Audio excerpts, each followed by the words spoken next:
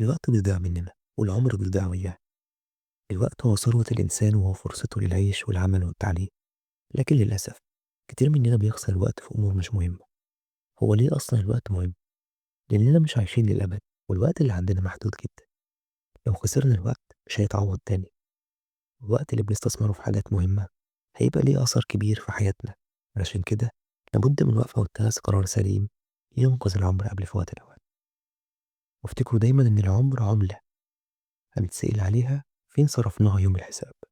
علشان كده لابد إن احنا نستغل الوقت عن طريق التخطيط والتنظيم. لازم نحدد أهدافنا ونخطط لها.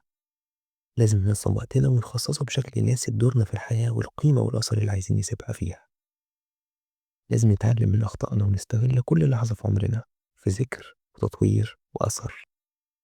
ومن هنا جت أهمية إدارة الوقت، تحديد الأولويات وإحداث تغيير ولو بسيط. واطمن التغييرات الجذرية مش بتيجي في يوم وليلة، لأن أصل التغيير هو من الاستمرارية. كل اللي عليك تتحرك بس. وافتكر كل ما تيأس إن النخلة كان أصلها نوى ودلوقتي وتد في الأرض. بتيجي ونبدأ. بس الأول خلينا نفصص الموضوع شوية. هو إيه تنظيم وإدارة الوقت؟ هل أنا ينفع أتعلمه؟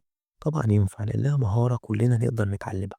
ولأن أي إنسان ناجح عارف إزاي يدير حياته ويومه ويحدد أولوياته. لازم أنا وأنت نكون عارفين علشان ننجح في إدارة عمرنا القصير ونحقق إنجاز ونسيب أثر في الأرض قبل ما الحياة كلها تسيبنا. التركية الوحيدة هي الاستمرارية واليقين في الله. ما تستسلمش، لازم تكمل. الخطوة الجاية هنعرف مهارات تنظيم وإدارة الوقت هتعود علينا بإيه. أولا هنشتغل وننتج بفعالية أكبر وبمجهود أقل. هتلاقي وقت الحاجات كتير بنحبها وما كناش قادرين نعملها، وده لأن الوقت محدود ودايما حاسين بيجري مننا.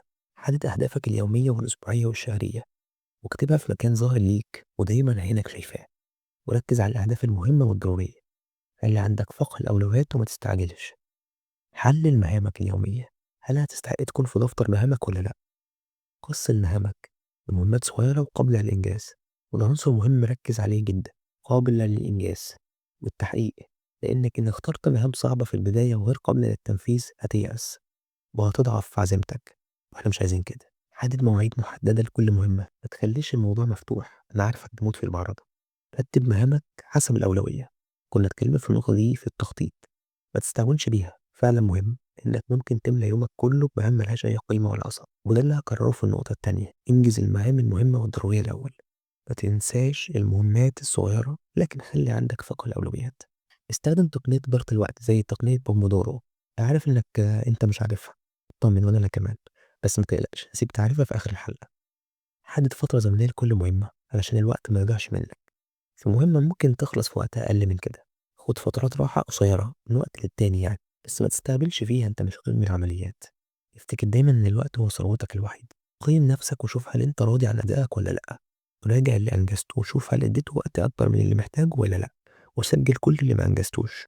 وفي آخر اليوم حلل أخطائك. بس كن محايد، ما تجيش على نفسك ولا تعيش دور الضحية. افتكر ان انت رقيب على نفسك، ما تخدعهاش، ده اللي محدش هيكون مضرور غيرك. والتغيير انت اول واخر واحد هيستفاد منه. فكن صريح وواضح مع نفسك. عادي، كلنا عيوب واخطاء بس بنعالجها واحنا متصالحين مع نفسنا. عدل خطتك اليومية بناء على التقييم كل يوم. ان حسيت ان انا محتاجة تغيير او تعديل عدل بحرية للافضل اكيد. ضيف او احذف مهام حسب الحاجة. افتكر دايما ان الاستمرارية هي سر النجاح. ما تنساش ان ادارة اليوم هي عملية مستمرة ورغم المعوقات. وضيف في الخطة مهمة قبل الاستبدال عشان إن حصل ظرف طارئ ولا حاجة. وحسن أدائك بشكل يومي وشكل مستمر.